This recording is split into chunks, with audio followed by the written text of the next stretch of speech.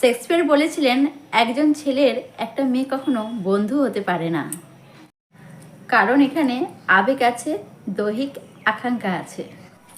নারী এবং পুরুষের মাঝে শুধু বন্ধুত্বের সম্পর্ক থাকা অসম্ভব।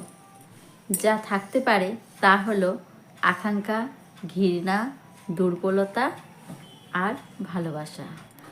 হুমায়ুন আহমেদ বলেছিলেন, ছেলে ওর মেয়ের বন্ধুত্ব হতেই পারে, কিন্তু তারা অবশ্যই প্রেমে পড়বে। হয়তো খুব অল্প সময়ের জন্য, কিংবা খুব দেরিতে, অথবা ভুল সময়ে, আর না হয় সব সময়ের জন্য প্রেমে তারা পড়বেই। সত্যি বলতে, ছেলে ও মেয়েতে শুধুমাত্র বন্ধুত্ব এটা অসম্ভব এবং প্রকৃত বিরুদ্ধ। কেননা শুধুমাত্র বন্ধুত্ব হলে প্রকৃতি তার নিজস্ব অস্তিত্ব হারাবে। চুম্বক আর লোহা দুটোই কিন্তু পাশাপাশি থাকতে পারে না, আকৃষ্ট করবেই। যদি কেউ তা এড়িয়ে যায়, সে অবশ্যই ভণ্ডামি করছে, নয়তো ধোঁকা দিচ্ছে। আগুনের পাশে মোম গলবেই। ছেলে ও মেয়ের বন্ধুত্ব হতে পারে, কিন্তু এক সময় তা প্রেম বা অবৈধ সম্পর্কে রূপ নেবে।